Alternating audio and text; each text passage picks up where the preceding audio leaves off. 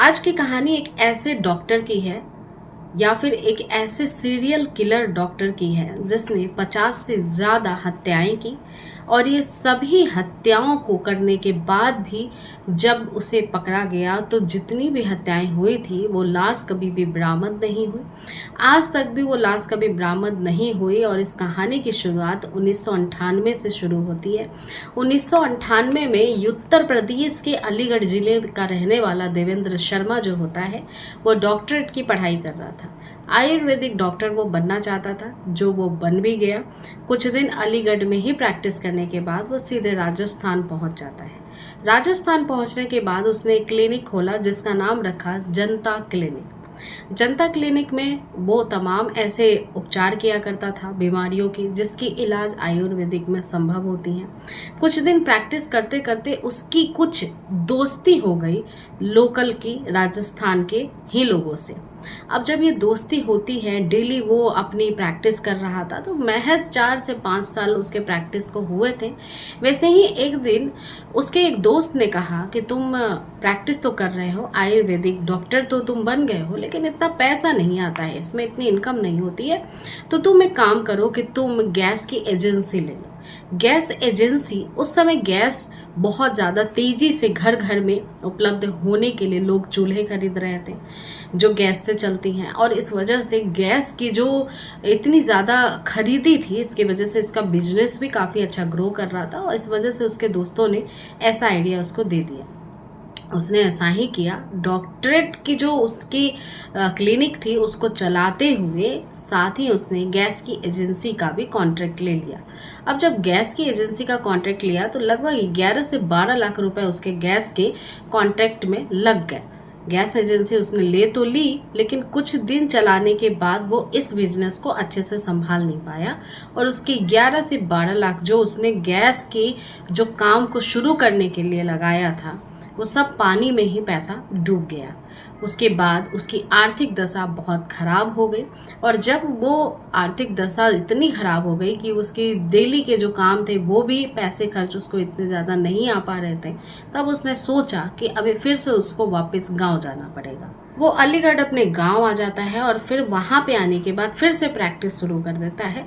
जो उसने पढ़ाई की थी वही वो काम आगे जारी रखता है।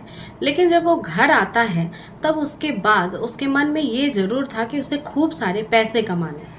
अब इस बीच उसकी एक ऐसी टीम से, एक ऐसे डॉक्टरों से मुलाकात हो जाती है जो किडनी को ट्रांसप्लांट करते थे और ऐसे बॉडी से किडनी वो निकालते थे जिनको किडनी डोनेट करना हो या फिर नहीं भी करना हो तो वो पैसे के लालच में आके अपनी किडनी को दान करने के लिए तैयार हो जाएं।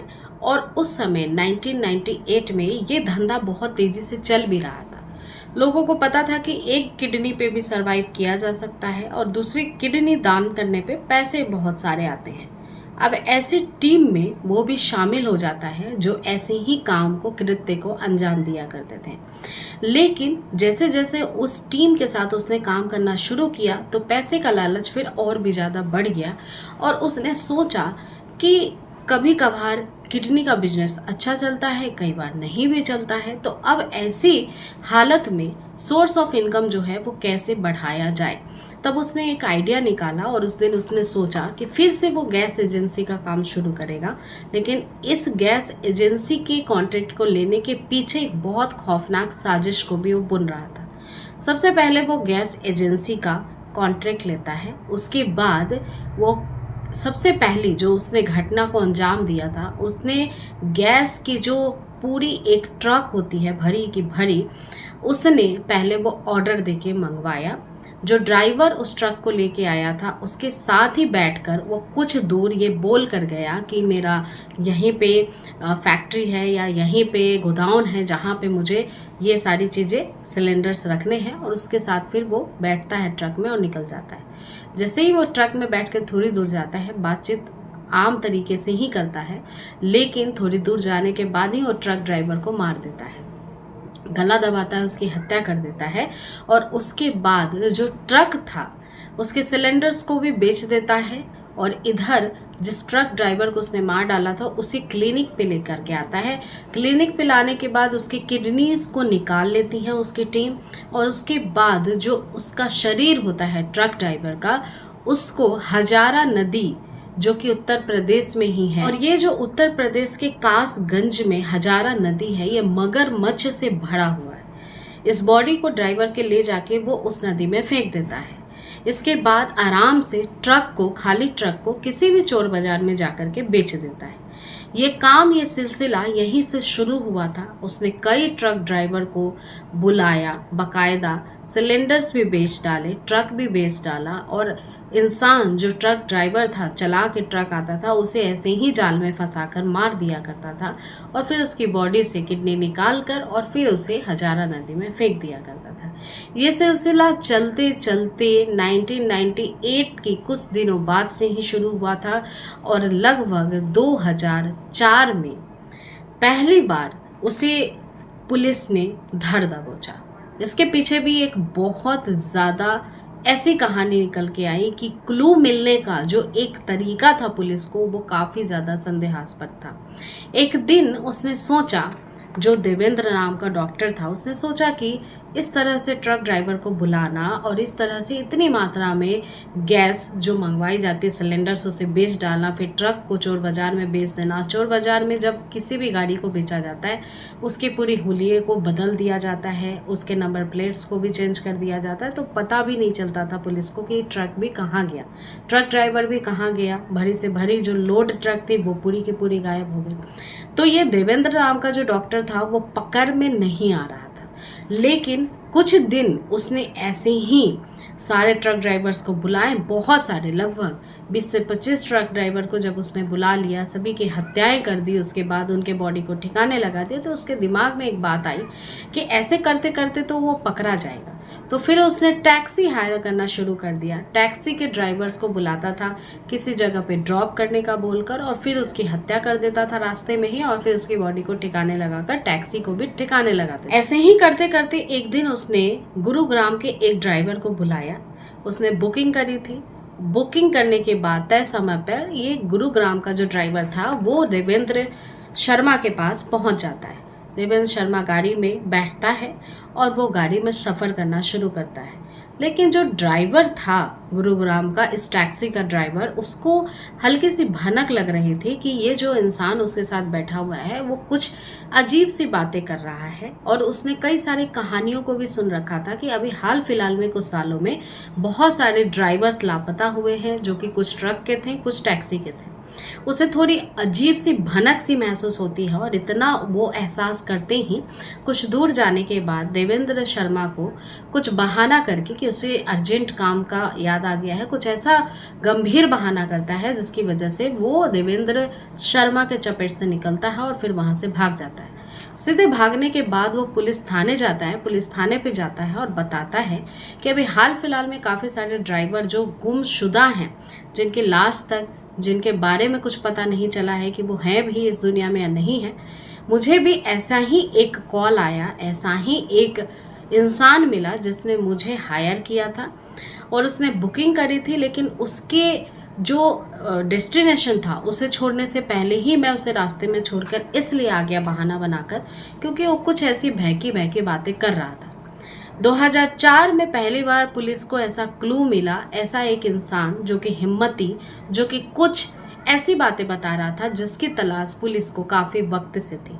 इसके बाद देवेंद्र शर्मा का हुलिया, उसका पता पुलिस के पास उस ड्राइवर के द्वारा आ गया। इसके बाद पुलिस उस देवेंद्र शर्मा को अरेस्ट कर लेती है, पकड़ लेती है, उसे थाने लाया जाता है, उससे पूछताछ करी जाती है। जब उससे पूछताछ की जा रही थी वो शुरुआती दौर में कुछ भी बताने को राजी नहीं हो रहा था, लेकिन जब पुलिस ने गंभीरता से पूछताछ करना शुरू किया तो उसने स्वीकारा कि जो पुलिस के पास मामले दर्ज है, गुमशुदगी के 25 मामले, उनसे ज़्यादा हत्याएं वो कर चुका है। लगभग 50 हत्याएं वो अब तक कर चुका है, क्योंकि वो जब भी बुकिंग करता था कुछ उसमें अंतर रखता था, जैसे 1 हफ्ते का, 2 हफ्ते का, उसके बाद वो बुकिंग करता था। जितनी डिटेल उसके पास है, इसमें 50 लगभग व्यक्ति ऐसे हैं जिसका मर्डर वो कर चुका है और जिसकी बॉडी को ठिकाने भी लगा चुका है। उसने जब बताया कि सारी बॉडीज़ को वो हजारा नदी में जाकर फेंक देता था, तो उसने बिल्कुल कॉन्फिडेंटली पुलिस को ये बताया कि वो बॉडीज़ उनको नहीं मिलेगी। इसका कारण महज बस इतना था कि उस हजारा नदी में बहुत सारे मगरमच्छ हैं जो सभी लाशों को अपना खुराक बना चुके हैं। ये जो हजारा नदी है, ये कासगंज का बहुत ही फेमस एक प्लेस है जहाँ पे काफ़ी सारे लोग इस नदी को देखने आते हैं, क्योंकि ये नदी एक ऐसी बनावट की है जो लगभग 100 साल से भी पहले अंग्रेजों के ज़माने में बनाई गई थी। यहाँ पे नदी नीचे से बहती है और ऊपर से नहर का निर्माण किया गया था, यानी नदी के ऊपर नहर बहता है, जिसकी वजह से ये काफ़ी सारे लोगों का देखने का केंद्र बिंदु है। लोग इसे देखने जाते हैं केवल इसके कंस्ट्रक्शंस को, इस वजह से भी ये वर्ल्ड फेमस है। तो अब इस नदी में जो मगरमच्छ हैं वो सबसे ज़्यादा पाए जाते हैं नदियों में, अगर मैं बात करूं, और ये इस वजह से भी दूसरे लिहाज से फेमस है। अब जब इतनी सारी तहकीकात हो चुकी थी, उसने खुद स्वीकार लिया कि इतने सारे उसने कत्ल किए हैं, इसके बाद छानबीन करना पुलिस सबूत जुटाना शुरू कर देती है। सबूत जब जुटाए जाते हैं तो हजारा नदी को खंगाला जाता है, लेकिन इसमें से एक भी बॉडी बरामद नहीं होती है। लेकिन जो एविडेंस पुलिस को कलेक्ट होते हैं उसमें ये ज़रूर मिलता है कि उसने जो गाड़ियाँ बेची हैं चोर बाज़ार में, उसका पैसा उसे ही मिला है, यानी देवेंद्र शर्मा को ही मिला है। और वो सारी ही गाड़ियों को, चाहे वो ट्रक हो, टैक्सी हो, उसे बेचने भी चोर बाज़ार गया था। लोगों ने ये सारी ही चीज़ों को एक्सेप्ट किया और उसे पहचाना भी, जिस वजह से ये जो जुर्म था इसके एविडेंस को कलेक्ट करने में पुलिस को मदद मिलती है। फिर इसे अरेस्ट कर लिया जाता है और फिर इसको जेल भेज दिया जाता है। जब ये अरेस्ट होता है तो इसे जयपुर सेंट्रल जेल भेजा जाता है और यहाँ पे ये लगभग 15 साल तक अपनी सज़ा काट लेता है। 15 साल के बाद ये एक दिन अर्जी लगाता है कोर्ट में, गुहार, कि उसे पेरोल पे कुछ दिनों के लिए बाहर भेजा जाए। लगभग 15 दिनों के लिए उसके घर में कुछ शादी समारोह है। इस बीच जो उसकी पत्नी थी, जो उसके बच्चे थे, उन्होंने भी उससे रिश्ता तोड़ दिया था, क्योंकि वो इस तरह के गलत काम करता था। वो इतने बड़े बड़े हत्याओं को अंजाम दे चुका था।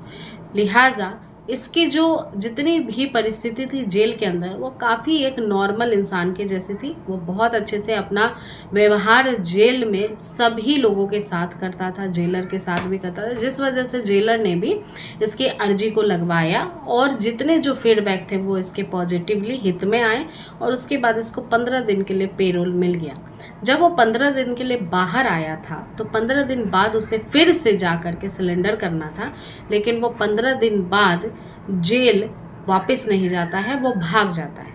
अब लिहाजा जब वो जेल से बाहर पेरोल पे आता है, भाग जाता है, तो वो लगभग 6 महीनों तक छुप छुप के रहता है। 6 महीने बाद फिर से पुलिस को क्लू मिलती है, पुलिस उसे ढूंढ रही थी, फिर उसे पकड़ लिया जाता है। अब जब इस बार उसे पकड़ा जाता है तो फिर से जेल भेज दिया जाता है। वो जेल में जाकर फिर से 3 साल बहुत अच्छे से रहता है। 3 साल के बाद 2024 में उसने फिर से पेरोल की अर्जी लगाई। उसने फिर से 2004 में अर्जी लगाई और फिर वो अरेस्ट भी हुआ। इसके बाद वो 3 साल बाद फिर से पेरोल पे बाहर आया। इस बार वो 2 महीने के लिए बाहर आया था और 2 महीने के बाद फिर से उसने वही काम किया कि वो पेरोल के जो तय समय उसको टाइम दिया गया था बाहर रहने का, उसके बाद उसको सिलेंडर करना था, लेकिन उसने नहीं किया और फिर से वहाँ से भाग गया, फरार हो गया। लिहाजा जब 2 बार उसके साथ ऐसा हो गया तो कोर्ट ने सख्ती रुख अपनाते हुए कुछ पुलिस कांस्टेबल्स को, कुछ पुलिस स्टाफ को केवल उसे पकड़ने के लिए एक टीम गठित की गई और उसके बाद उसे पकड़ने के लिए तमाम राजस्थान भी टीम भेजी गई, उत्तर प्रदेश में भी उसे ढूंढा जा रहा था, लेकिन वो मिल ही नहीं रहा था। लेकिन पुलिस के पास एक दिन लगभग 6 महीने के बाद एक क्लू आता है कि वो किसी आश्रम में जाकर के छुपा हुआ है और ये आश्रम राजस्थान में है। 3 जुलाई 2023 को उसको दूसरा पेरोल मिला था, जो कि 2 महीने के लिए दिया गया था, और फिर उसके बाद 2 महीने पूरे होने के बाद वो फरार हो चुका था। इसके बाद पुलिस की टीम उसे ढूंढने के लिए दौसा जाती है। दौसा राजस्थान में पड़ता है, क्योंकि जो एक खबरी था पुलिस का, उसने बताया था कि जब ये पहली बार पेरोल पे भागा था तब ये दौसा में दिखाई दिया था, जो कि राजस्थान में पड़ता है, और राजस्थान में इसने कुछ दिन प्रैक्टिस की थी। इसकी वजह से वहाँ के लोकल से इनकी जान पहचान भी है। लिहाजा अब सेकंड टाइम भी पुलिस जो है दौसा पहुँचती है, और दौसा जाने के बाद लगभग 6 महीने तक सर्च ऑपरेशन में जुटी होती है, क्योंकि पुलिस के पास केवल इतना ही क्लू था कि वो किसी आश्रम में साधु बन गया है। अब पुलिस की टीम हर आश्रम में जाती थी, देखने की कोशिश करती थी। उसका थोड़ा हुलिया वगैरह भी चेंज हो गया होगा, ये भी पुलिस के दिमाग में था, लेकिन वो हर लिहाज से उसे ढूंढने की कोशिश कर रही थी। और 6 महीने के बाद पता चलता है कि रामेश्वर धाम नाम का एक आश्रम है, जहाँ पे ऐसे ही हुलिये का एक साधु संत रहता है। उसके बाद इस आश्रम में जाने के बाद तमाम साधुओं पे नज़र डाली गई। उसमें से एक ऐसा साधु नज़र आता है जिसकी दाढ़ी बड़ी हुई थी, जिसके बाल बड़े हुए थे, लेकिन वो देखने में बिल्कुल देवेंद्र शर्मा जैसा ही लग रहा था। लिहाजा पुलिस अब उसे गिरफ्तार या फिर पूछताछ करने के लिए पुलिस थाने लाना चाहती थी, लेकिन पुलिस को कंफर्म नहीं था कि क्या ये वही देवेंद्र शर्मा है, क्योंकि अगर ये वो नहीं है तो फिर बात बिगड़ सकती है। लिहाजा पुलिस ने यहाँ से अब और भी अच्छे से सर्च करना शुरू किया। उन्होंने काफ़ी तरीके से स्केचेस बनवाए, और उनके पास एक ऐसा पुख्ता तरीका था इससे श्योर करने का कि ये देवेंद्र शर्मा है या नहीं। उन्होंने जो स्केच बनवाए थे उसमें दाढ़ी और जो उसके बड़े हुए बाल थे उसको हटवाया, उसकी आंखें और नाक के मिलान की, और जिसमें कि पता चल गया कि वो देवेंद्र शर्मा से बहुत मिलता जुलता है। इसके बाद शक के बिना पे उसको फिर पूछताछ के लिए अरेस्ट किया जाता है, थाने लाया जाता है, और फिर जब उससे पूछताछ की जाती है फिर से वो गुनाह कबूल करता है, और वही वो देवेंद्र शर्मा निकलता है। इसके बाद साल 2025 के मई के महीने में उसको अरेस्ट किया जाता है। अरेस्ट करके जब उसे जेल भेजा जाता है, तो इस बार वो दिल्ली के तिहाड़ जेल में लास्ट टाइम पेरोल पे निकला था, वहीं पे उसको वापस भेज दिया जाता है। लेकिन उस पे जो मुकदमे लगे हुए थे, 25 केसेस उसके पास थे। उसने खुद एक्सेप्ट किया कि उसने 50 हत्याएं की है, लेकिन जो एविडेंस पुलिस को कलेक्ट हुए थे, इनमें से 7 ऐसी हत्याएं थी जो कि साबित हो पाई, जिसके लिए उसको उम्र कैद की सज़ा दी गई। और एक ऐसा केस था जिसमें कि उसको फांसी की सज़ा मिली, और बाकी के और भी जो केसेस हैं वो अभी पेंडिंग में हैं, और कुछ ऐसे हैं जिसका कोई पुलिस के पास एविडेंस या क्लू भी नहीं मिला और ना ही लाश मिल पाई। तो ये अपने आप में एक ऐसा डॉक्टर सीरियल किलर है जो कि डेथ डॉक्टर के नाम से भी फेमस है, जिसने इतने सारे लोगों के, कई ऐसे भी लोग थे, ऐसे भी ड्राइवर थे जिनको इसने बेहोश किया, उसके बाद किडनी निकाली और उसके बाद उसे मौत के घाट उतार दिया। तो ये एक जीता जाता जल्लाद डॉक्टर था जो अभी भी जिंदा है, जो कि अभी 68 साल का हो चुका है और अभी भी जेल में सज़ा काट रहा है। इसे कब इसके गुनाह की पूरी अच्छे तरीके से सज़ा मिल जाएगी, उसके अंजाम तक पहुंचाया जाएगा, ये भी अभी जांच का विषय है, क्योंकि अभी भी इसका केस, कई सारे ऐसे केस जो हैं वो अदालत में अभी भी विचाराधीन है। तो आज की जो कहानी थी वो यहीं तक थी। इस कहानी का सुनाने का मकसद आप सभी की भावनाओं को ठेस पहुंचाना नहीं था। मैं बस कहानी इसी मकसद से सुनाती हूँ कि आप जहाँ भी रहें स्वस्थ रहें, सुरक्षित रहें, ऐसी कहानियों को सुनकर जागरूक होते रहें और अपने आप को सचेत रखें। तो अगर आप ऐसी कहानियाँ सुनना चाहते हैं तो चैनल को सब्सक्राइब कर सकते हैं, वीडियो को शेयर और लाइक कर सकते हैं। मेरा नाम पूजा है। अगली मुलाकात नई कहानी के साथ होगी। धन्यवाद।